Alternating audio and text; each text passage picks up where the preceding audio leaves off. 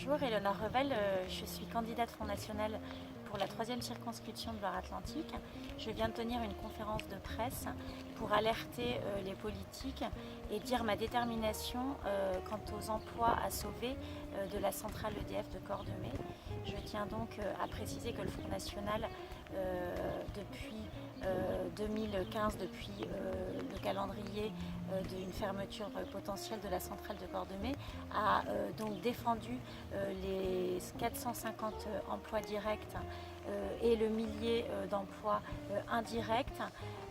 Nous avons fait savoir que nous ne serions pas indifférents aux emplois qui sont menacés, et par ailleurs nous interrogeons quant aux 350 millions qui ont été dépensés pour la conversion écologique de cette centrale. Cette centrale n'est plus polluante comme elle l'a été. Des efforts considérables ont été faits.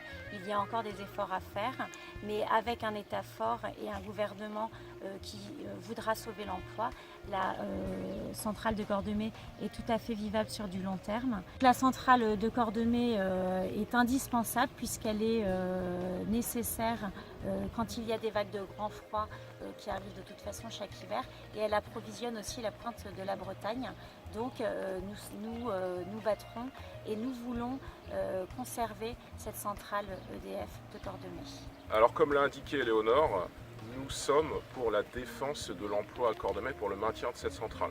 Je suis pour ma part candidat dans la 8e circonscription, dans la région nazérienne, où les questions du maintien de la centrale de Cordemais sont posées parfois au conseil municipal. Elles sont posées par les communistes, mais les réponses ne sont pas toujours les bonnes. Nos réponses à nous sont les bonnes, puisque nous croyons dans la reconversion écologique de cette centrale. Cette centrale, effectivement, a fait beaucoup d'efforts pour se reconvertir, entre moins 80 et moins 99% de particules nocives en moins, qu'il s'agisse des dioxydes de soufre et d'autres particules.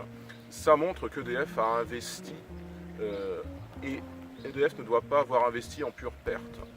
Ça ne serait pas respectueux pour les salariés, ça ne serait pas respectueux pour l'image d'EDF. Voilà. Donc nous voulons que l'emploi demeure à Cordemais, et pour que l'emploi demeure à Cordemais, il faut que cette centrale thermique reste, qu'elle pérennise, qu'elle persévère dans ses efforts de reconversion énergétique. Et nous voyons qu'en face, les autres partis socialistes, républicains, sont un petit peu gênés quand il s'agit de parler de la centrale. Nous voyons aussi que les écologistes, eux, sont très doctrinaires. Ils ne veulent absolument pas entendre parler du maintien de la centrale, puisque pour eux, cette centrale, c'est déjà du passé. Pour nous, cette centrale, c'est l'avenir.